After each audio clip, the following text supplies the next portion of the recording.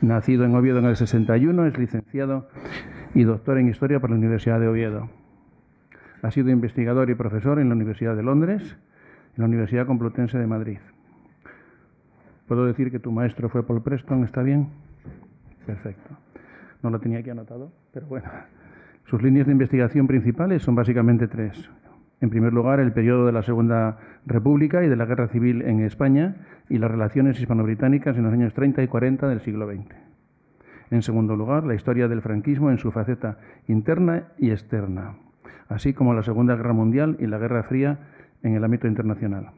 Y por último, la tercera, la teoría y metodología de la historia como tradición y disciplina intelectual, sus usos públicos. Entre sus libros más recientes, cabe citar Don Juan Negrín, una biografía política, Península 2006,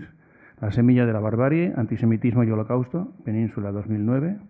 La historia contemporánea en sus documentos, RBA 2011, La guerra de España, estudios y controversias, también en RBA en 2012, Clio y las aulas, ensayos sobre educación e historia, Diputación de Badajoz 2013, Historia mínima de la guerra civil, Turner 2016, Franco, también editorial Turner 2018, y en calidad de director, Las caras de Franco, una revisión histórica del caudillo y su régimen, siglo XXI, 2016. Desde 2016 dirige el Departamento de Historia de la Universidad de Extremadura. Este acto es, pues, la presentación de su último libro sobre Francisco Franco. Le dejo la palabra a nuestro compañero, del que nos enorgullecemos de ser paisanos con él, Enrique Morediellos. Gracias. Muchísimas gracias, Alfonso, por estas palabras siempre tan generosas y amables de presentación, que las tiene bien aprendidas porque yo creo que es la sexta o octava, no sé, ocasión en la que tengo el placer de ser presentado por él y de compartir mesa en una ceremonia intelectual como esta. Y no es la primera vez que coincide el Día de los Inocentes. No, además debe ser la cuarta o la quinta. Bueno, y muy buenas tardes a todos ustedes, señoras y señores. Me van a permitir que lo primero que haga en este uso de la palabra es expresar mi profunda gratitud, mi agradecimiento más sentido y más sincero a los organizadores de este acto por acompañarme, por hacer posible la presentación de este libro hoy en mi ciudad natal. Y cuando digo los organizadores, digo Tribuna Ciudadana. Y lo que no sabe Tribuna Ciudadana, seguro que no se acuerda ni siquiera la memoria escrita de Tribuna Ciudadana que está aquí, que es Lola Lucio, es que hace 20 años yo por primera vez hablaba en Tribuna Ciudadana, va a pasar dentro de un mes, a primeros de febrero del año 1999. Por invitación de su entonces presidente, Juan Benito Argüelles, vine a hablar sobre la temática de mi tesis y se titulaba la conferencia El general Franco y Gran Bretaña durante la Guerra Civil. Ocupaban esta mesa, porque era este mismo acto, José María Lasso Prieto, y actuaba como presentador el profesor Gustavo Bueno. Es decir, que hace 20 años, da vértigo, yo venía aquí por primera vez un poco intimidado por hablar en tu ciudad, por volver desde fuera, porque vuelves un poco con esa condición de migrante que ya no está aquí, pero tampoco ha dejado de estar aquí, y luego en Tribuna Ciudadana y con Gustavo Bueno de presentador. Fue uno de los momentos más bonitos de mi vida académica y yo quisiera recordar a estas 4 personas, a Juan Benito Argüelles, a Lola Lucio, a Gustavo Bueno y a José María Lasso, porque creo que les hubiera gustado ver que 20 años después volvía otra vez aquí y curiosamente para hablar también en parte del general Franco. Porque como ustedes han visto y lo ha señalado mi presentador, voy a tratar de hacer una pequeña presentación del ser y del hacer de esta obra titulada Franco, anatomía de un dictador, con la esperanza de, al final de mi intervención, poder atender, que es lo más interesante, en un coloquio abierto, las observaciones, las críticas, los comentarios que pudiera haber suscitado en ustedes lo que yo digo o lo que ustedes piensan o han leído sobre el personaje y su régimen. Y empezaré recordando algo que es muy importante para entender esta obra. El libro que les presento es la versión española de una obra escrita en el año 2015 por la editorial londinense Ivy Tauris, bajo el título exactamente Franco, Anatomy of a Dictator. Hemos mantenido el título, porque como ya indicaba este título, insisto que se ha mantenido en español, la obra de entonces, del 2016, es decir, no es una obra de circunstancias que tenga que ver con esa idea de exhumar a Franco, qué pasa con él desde hace 5 o 6 meses, sino que tiene ya 2 años, ¿no? Pues la obra original tenía un objetivo básico, muy prioritario, que me parece oportuno que se lo recuerde, porque si no, no hay manera tampoco de comprender el perfil ni el contenido de la obra. Era un estudio que trataba de ofrecer una disección analítica, desde luego de perfil histórico-biográfico, sobre el general Francisco Franco Bahamonde, en su dimensión privada y pública, como hombre, por tanto, y como político, pero también como eje del sistema institucional de la dictadura franquista en una múltiple calidad de magistraturas que ocupó, en su calidad de generalísimo de los ejércitos, de jefe del Estado, de jefe del gobierno del Estado, de jefe nacional del movimiento y, en suma, y unificando todas estas magistraturas, en su calidad de caudillo de España por la gracia de Dios y de la victoria. Por tanto, tenemos que la obra inglesa, y es también la versión española, la traducción española, tenía unas pretensiones muy sumarias, muy básicas, en su calidad de empresa intelectual y casi editorial historiográfica. Quería ser una revisión sintética, actualizada, y esto es muy importante, dirigida a un público anglófono, poco experto en historia española, al cual había que darle todos los elementos sustantivos en una explicación narrativa de lo que había sido la trayectoria pública y privada del general Franco y una explicación de las funciones políticas que había acumulado, que había ejercido en esas distintas dimensiones y magistraturas. Y, por supuesto, quería cumplir este objetivo de ofrecer esa trayectoria poniendo a disposición del público lector, insisto, originalmente anglófono, lo que es el acervo de conocimientos acumulados que han sido derivados de las viejas y de las nuevas fuentes primarias disponibles sobre el personaje. Me refiero a las bibliográficas, desde luego, a las secundarias, pero también a las fuentes primarias hemerográficas, a las testimoniales, a las archivísticas e incluso en la versión inglesa, eso se ha perdido en la española, incluso una selección iconográfica del personaje. En este original inglés, y al igual que en la versión española, el análisis en 3 apartados que son complementarios y que estaban a tono con lo que son las obras historiográficas disponibles en el ámbito de las biografías políticas más tradicionales, más canónicas en el mundo anglófono. En primer lugar, un primer capítulo que trataba de hablar de el perfil humano, el perfil vital de Franco como individuo. Es decir, en las biografías inglesas hay que decir si era padre, si era hijo, si tenía o no hermanos, si era un militar o era un abogado, si había tenido estudios primarios o no los había tenido. Es decir, este perfil humano de un personaje que había nacido en esa pequeña localidad gallega del Ferrol el 4 de diciembre de 1892 y llevarlo hasta su muerte el 20 de noviembre de 1975. A esto había que dedicar esas primeras 100 páginas en un capítulo inicial que en español, manteniendo la traducción, se titula, como verán ustedes ahí, El hombre, una biografía básica. Un segundo capítulo, yo me atrevo a decir que quizá el más complejo para ese público británico, al menos anglófono, trataba de abordar las bases sociopolíticas y el fundamento jurídico del extraordinario poder y de la autoridad que concentró el general Franco, que lo hace un dictador cuasi soberano, que es encumbrado a esa posición a esa magistratura solamente explicable en el contexto de la Guerra Civil del año 36-39, desde el momento en que fue elegido por sus compañeros de armas sublevados,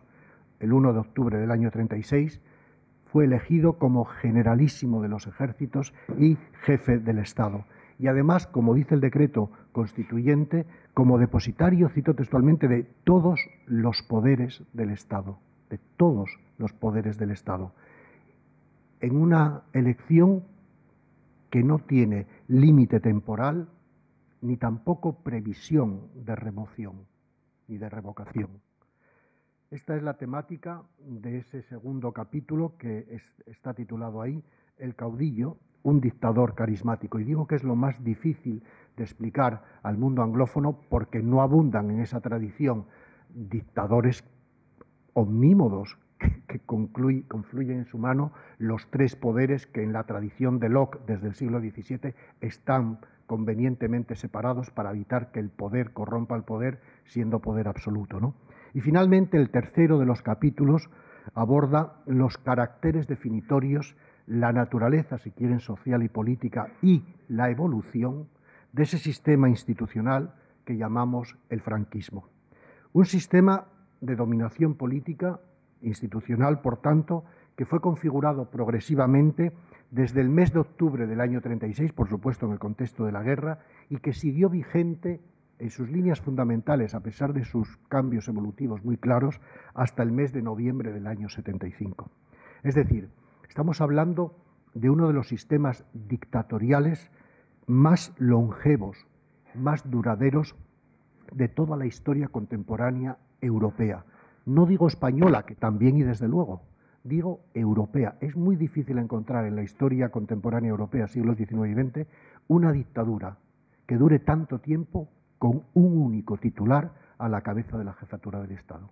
Es muy difícil. Más allá de Antonio Oliveira de Salazar, no encontramos nada parecido. Y además, con una singularidad muy notoria, que esta dictadura de 40 años nos permite ver una evolución consecutiva que primero se nos presenta como una dictadura militar soberana, es la dictadura soberana por antonomasia de Carl Schmitt, el filósofo alemán del derecho alemán. Es una dictadura militar soberana en los años configurativos de la Guerra Civil, es inmediatamente una dictadura fascistizada, pero cuya deriva totalitaria queda truncada en la segunda parte de la Guerra Mundial, de la Segunda Guerra Mundial. Acaba siendo, después del 45, un régimen autoritario de inspiración nacional católica en una larguísima posguerra, e incluso después del final del 50 se presenta como una autocracia modernizadora de perfil tecnocrático en los últimos lustros. Va cambiando con el tiempo, y esta es la temática del último capítulo que ustedes tienen ahí, titulado precisamente El régimen, una dictadura compleja. Quisiera dejar claro de partida una cuestión que es bastante importante para entender lo que acabo de decirles, el perfil del libro, e incluso para propiciar o no su aprovechamiento académico o intelectual, aunque no les guste, aunque sea como elemento de referencia para definirse contra lo que ahí digo. Se trata de una obra historiográfica, por tanto, deudora de una tradición más que centenaria de saberes científico-humanísticos, de humanidades, que es necesariamente dialógica, porque es su razón discursiva la que permite que se abra paso la exploración racional histórica en el contraste de perspectivas,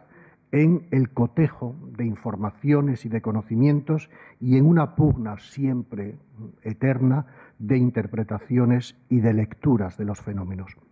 Y digo esto por una razón deontológica, es decir, profesional. Como historiador, conocer las interpretaciones que hay sobre Franco, explorar bien y volver otra vez sobre las fuentes informativas, que cada vez son mayores, disponibles tanto sobre su figura como sobre su régimen, es sencillamente la condición necesaria, no siempre suficiente, pero desde luego sí condición necesaria, para tratar de hacer una reconsideración historiográfica que trate de avanzar algo sobre lo que tenemos. Por tanto, que sea mínimamente solvente, que tenga cierta densidad, que trate de ser, en la medida de lo posible, humanamente posible, objetiva y, desde luego, siempre documentada sobre ese papel del general Franco en la historia reciente española y en su régimen, en su dimensión, insisto, pública y privada. Por tanto, se trataba aquí de hacer una reconsideración que fuera fiel al dictum canónico, legado desde la historiografía y bien codificado por Cornelio Tácito hace ya 2 milenios. Es decir, hacer historia del hombre y de su régimen, bona fides, sine ira et studio, que dicho en Román Paladino querría decir con buena fe interpretativa de partida, sin encono sectario ni, desde luego, partidista, y tras una meditada reflexión sobre la totalidad del material informativo disponible para ello. Por tanto, aclaro que esta obra quiso ser esa reconsideración que afrontase un complejo reto, un verdadero desafío, cual es historiar un pasado reciente, muy reciente, apenas hace 43 años que terminó la vida del sujeto que he tratado de biografiar, y que además es socialmente traumático, porque se trataba de nada menos que de una guerra civil y de una larga dictadura que es la dictadura que institucionaliza la victoria en aquella guerra, es decir, el régimen de los vencedores en la guerra. Y había que hacerlo porque así lo pide la historiografía, y desde luego quise hacerlo, otra cosa es que me haya salido mejor, peor o regular, con la necesaria templanza de juicio, con una distancia de análisis que algunos equivocadamente creen que es indiferencia moral o ausencia de juicios valorativos, y con voluntad de apertura de miras y de perspectivas de comprensión.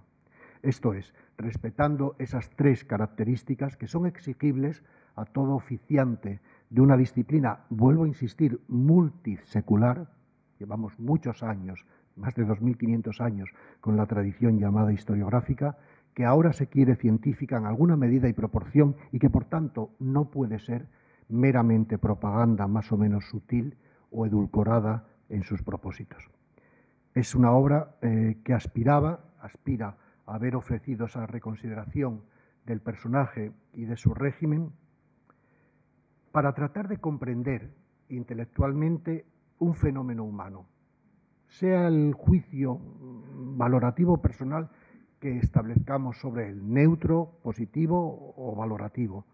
pero siempre sabiendo que no podemos tener la pretensión de dictar sentencias inapelables. En historia todo se revisa, uno mismo se revisa 20 años después, como si el historiador fuera algo parecido a un profeta retrospectivo o a un moralista intachable o incluso a un justiciero inapelable. Yo creo que hay demasiado de eso en algunos oficiantes de historiador y es algo muy peligroso para la disciplina. Me permito además recordar que esto que digo es lo más normal del mundo. Es lo que recomendaba nada menos que una filósofa germano-judía, Hannah Arendt, nada más acabar la Segunda Guerra Mundial en el año 45 y apenas descubierta la enormidad criminal de lo que había sido el genocidio judío practicado por la dictadura nacionalsocialista del Tercer Reich. Entonces,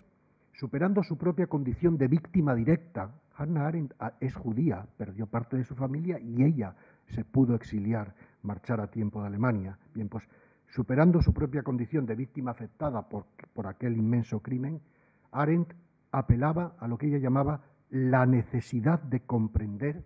por qué pasó lo que pasó en Alemania. ¿Cómo fue posible racionalmente que aquello pasara? Más allá de juicios morales, fueran benévolos o malévolos. Ella quería saber por qué su maestro, Heidegger, por qué muchos de sus compañeros de universidad, que eran personas honestas, muy inteligentes, ella misma reconoce bastante más que yo en muchos casos, pudieron caer fascinados por el Tercer Reich, convertirse en nazis o sustentar casi hasta el final, muchos de ellos, aquel régimen criminal. Y cito sus propias palabras porque creo que reflejan mejor que nadie el propósito y la finalidad de este libro. Decía Hannah Arendt en su libro Lo que quiero es comprender, allá por los 50. Comprender, a diferencia de tener información correcta, o sea, conocimiento y mera información, ¿no?, es un proceso complicado que nunca produce resultados inequívocos. Comprender quiere decir más bien investigar y soportar de manera consciente la carga que nuestro siglo ha impuesto sobre nuestros hombros, y hacerlo de una forma que no sea ni negar su existencia ni derrumbarse bajo su peso. Dicho brevemente, mirar la realidad cara a cara y hacerle frente de forma desprejuiciada y atenta, sea cual sea su apariencia. Bien, yo me he guiado mucho por esta recomendación de Hannah Arendt de principios de los años 50. Y solo me permitiré decir una cosa. Mi obra original inglesa, y la traducción española es bastante fiel a lo que era la versión inglesa, estaba escrita, pretendió desde el principio mirar a la realidad de esa figura de Franco y de su régimen, sobre todo para comprender históricamente ambas cosas, más allá de conocerlas informativamente. Y hacer esto no es una labor nada arriesgada cuando uno se dirige a un público lector anglófono, al que le da lo mismo que digas que Franco es dictador, que sea dictador carismático, autócrata modernizador o líder de un régimen fascistizante, porque sencillamente esperan que les expliques cosas y que fundamentes en algún soporte, otra bibliografía o pruebas documentales cada una de tus afirmaciones. Pero sí que he descubierto, y ustedes entenderán por qué, que es una labor arriesgada, ciertamente, hacerlo para un público español, no ya anglófono, porque en España Franco y el franquismo no son temas históricos pasados y casi olvidados, o que afrontan con la misma digamos, ecuanimidad el público inglés que una biografía sobre Stalin, sobre Oliveira Salazar o una más reciente de Pinochet. No, en España hablar de Franco no es hablar de la Hispania del emperador Teodosio y ni siquiera de la España del rey Fernando VII, objeto de una magnífica biografía por parte de un colega de Alicante, Emilio Laparra. En España, Franco y el franquismo están en el origen de nuestro tiempo presente. Y por ello son referentes muy continuos de identidades políticas e ideológicas personales o colectivas que están activas y son sumamente operativas, con lo que ello supone de carga valorativa, moral, ética, que es muy fuerte, muy poderosa. Y por eso digo que es un riesgo hablar de estos temas con esta mencionada voluntad de distancia, de templanza y de apertura de miras, porque se me ha dicho muchas veces, parece una forma, cito cosas que se han dicho, de obliterar un juicio moral, sea favorable o desfavorable, de eludir el elogio o la condena pública inapelable, de esquivar su consideración de mal absoluto o su consideración integral de bendición oportuna. Y sin embargo, lo que yo digo a estas personas es que, aunque sea difícil y arriesgado, hacer esto, ejercer lo que manda la profesión historiográfica desde hace 2500 años, no es una tarea nada novedosa y no debiera ser ni tan arriesgada ni tan complicada, ni aquí en España, ni fuera de España, ni mucho menos, todo lo contrario. Y para eso me van a permitir que les recuerde cómo afrontan otras sociedades casos parecidos. Lo que pasa, por ejemplo, con otro personaje y otro régimen muy cercano en algunos momentos al de Franco y, sin embargo, de muchísima mayor influencia mundial y, desde luego, europea en la historia del siglo XX. Me refiero al régimen nacionalsocialista de Alemania y a su cabeza titular, Adolf Hitler. Pues bien, abrumados por la tremenda catástrofe que provocó el nazismo para la historia alemana, por el inmenso legado de destrucción de Alemania que generó aquella dictadura racista y totalitaria, a partir del año 45, durante muchísimo tiempo, al menos hasta iniciados los años 60, en Alemania los historiadores trataban de explicar el nazismo y el culto popular, dicho claramente, la devoción enorme popular hacia Hitler, como una especie, un Sonderberg, camino equivocado, un desvío irracional en una senda civilizatoria que era también un efecto de una capacidad demoníaca de Hitler para hipnotizar y seducir a una población alemana vulnerable e indefensa. Y entonces, si esto era así, lo único que cabía hacer, y era casi obligatorio empezar haciéndolo, era tratar de suspender el juicio histórico, reemplazarlo de partida por un juicio moral más o menos victimista o más o menos atemporal. Hitler era sencillamente una especie del mal absoluto, parámetro último del mal, lo llamó Saul Friedlander, y por tanto era una especie de anticristo adaptado al tiempo y al espacio del mundo del siglo XX. Frente a este tipo de valoraciones morales, solo cabe una cosa para estar en sintonía: el rechazo, la denuncia, la abominación más o menos culposa o orgullosa de cómo nos enfrentamos a aquello. Pero no había nada que comprender, se decía, nada que entender, porque la operación intelectual de comprender o de entender significaba necesariamente justificar, exculpar y en algún caso se llegaba a decir dignificar el nazismo y a su líder, aunque fuera de manera oblicua, de manera difusa y tentativa. Se decía que normalizar a Hitler en la historia era sencillamente no comprenderlo, sino justificarlo, estar con él. Si Hitler era el mal absoluto, no cabe nada más que el repudio moral y la compasión por sus víctimas y la abominación por los verdugos, pero no la explicación racional ni desde luego la contextualización histórica. Ahora bien, avanzada las décadas, sobre todo a principios de los años 60, esta mirada que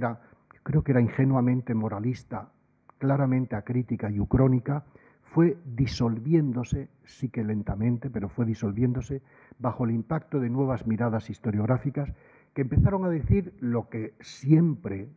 trata de decir la historia, y por eso Heródoto, hay que recordarlo, fue exiliado de Halicarnaso y Tucídides, su seguidor, también acabó exiliado de Atenas, ¿no? Había que tratar de entender las circunstancias de la génesis del nacionalsocialismo. Y había que seguir la trayectoria de ese movimiento y de ese líder desde una marginalidad absolutamente irrelevante antes de los años 27-28 hasta la consecución de la hegemonía política y cultural en Alemania, claramente a partir de principios del año 33. Por tanto, que debía buscarse cómo fue posible. Hay que comprender cómo fue penetrando lentamente entre las masas las tesis del nacionalsocialismo, también extendiéndose entre las élites, incluyendo las culturales, y por tanto explicando aquellos éxitos evidentes iniciales, tanto como su fracaso final, de una manera razonada, argumentada y, por supuesto, demostrativa. Bien, esta labor creo que tuvo un momento crucial en el año 1969. En ese año se publicó en Alemania un libro de un gran historiador alemán, que acaba de morir hace pocos años, llamado Eberhard Jäckel, titulado La Weltanschauung de Hitler, o sea, la visión del mundo, la cosmovisión de Hitler, y un subtítulo muy interesante en inglés, un programa para el ejercicio del poder. Era una obra muy pequeña en dimensiones, porque no llega a las 250 páginas, pero inmensa en implicaciones. Porque Eberhard Jäckel emprendía el estudio de Hitler rebasando la idea de que era una especie de loco visionario, fanatizado, que había logrado hipnotizar con el dominio de recursos propagandísticos inéditos en la época, como la cartelística, la propaganda a través de la radio, que empezaba a extenderse en aquellos años, o las grandes concentraciones de masas, quizá a veces a la luz de las antorchas por la noche, para producir más efecto dramático y coreográfico. Bien, que no era solo ese loco visionario que dominaba las artes escénicas de la propaganda,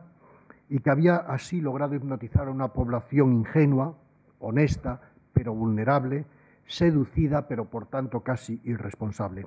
Por supuesto, la crítica inmediata contra esta labor de historización, de normalización historiográfica de Hitler y del nazismo fue furibunda, lo cual era todavía más llamativo porque Eberhard Jäckel era un hombre procedente de las izquierdas antinazis, de la izquierda antinazi en la historiografía y en la vida cívica. Pero era comprensible, desde luego. Jäckel sabía muy bien a lo que se enfrentaba y su obra, incorporaba en el prefacio una advertencia que yo haría mía hoy aquí, que historiar a Hitler no quiere decir justificarlo, que comprender a Hitler y al nazismo no significa edulcificar ese contexto, que entender sus ideas, porque no era un loco, podría ser un loco, pero hay lógica en esas ideas, bien, que entender sus ideas que motivaron sus actos no suponía legitimarlo. Cito sus propias palabras porque son ya una declaración que deberían recordar algunos colegas de oficio y estudiantes de esta disciplina. Quien comienza su trabajo con el vocabulario de la negación apasionada y del ultraje moral, sea porque no puede o no quiere obrar de manera diferente, alguien así no puede pretender comprender nada.